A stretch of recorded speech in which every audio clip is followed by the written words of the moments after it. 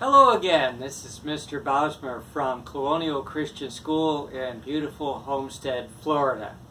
We were talking about the Arduino Uno before. Remember, you can buy these things online, they're inexpensive, and they'll do all the things that the robots we've been using will do. Remember also that when you plug them in using a USB A to B cable, they'll not only transfer information, but they'll be powered as well. You plug it in this way, plug in the B plug over here, and the A plug goes to the USB port of your computer. Now let's look at the programming side of things. Arduino gives you a full programming environment called an IDE. You can find that online. Come with me and I'll show you. I'm going to Google Arduino and then type in IDE, the Integrated Development Environment. And you'll see that Arduino software comes up as the very first choice. Click on that. You'll see there's the Arduino symbol up in the top.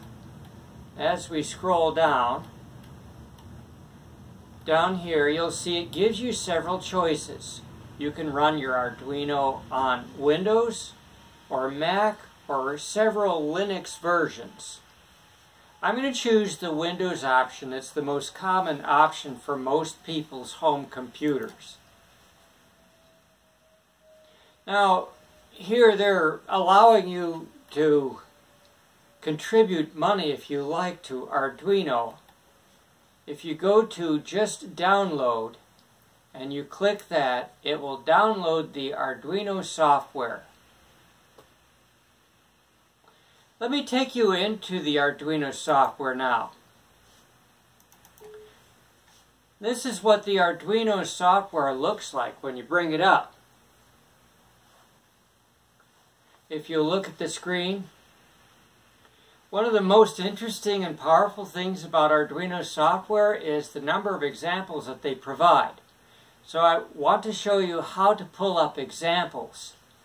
Go to File over here, and then go down past New, Open, Open, Recent, skip all the way down to Examples.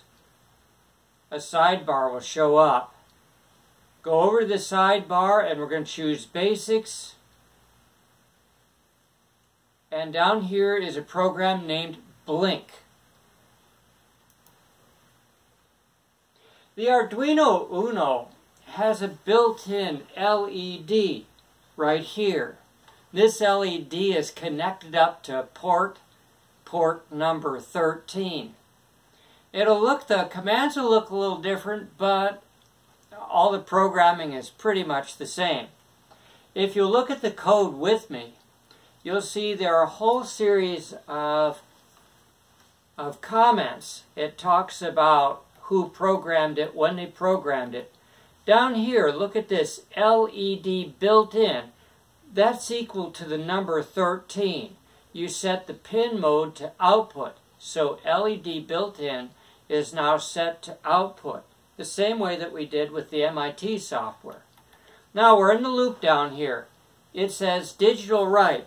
You remember we used to say RB1 or RB3 and then tell it how long to turn on RB1 or RB3. Here it says the LED built in is made high. So we're sending 5 volts out to output port number 13. Output port number 13, as you recall, has the LED that's built in right inside of it. Now watch what happens here. We write it high, then we're going to delay for 1,000 milliseconds. That's 1 second. Milliseconds are thousandths of seconds. Then we're going to turn the LED off. Low means off. And then we're going to delay 1,000 milliseconds. Notice all this is inside of a loop, and the loop goes on forever. So let's plug in the Arduino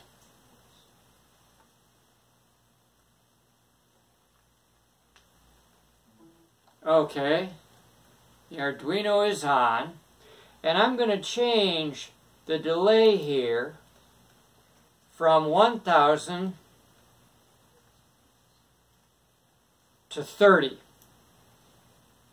So it's going to be on for 30 thousandths of a second and then off for 30 thousandths of a second. Alright, let's come up here and upload. Down here it shows the progress of the upload. And see what we produced here. It's blinking quickly. You can change these numbers. Now remember, you're counting in milliseconds. There's a way to count in microseconds, millions of seconds, the same way that there is in the MIT Explorer.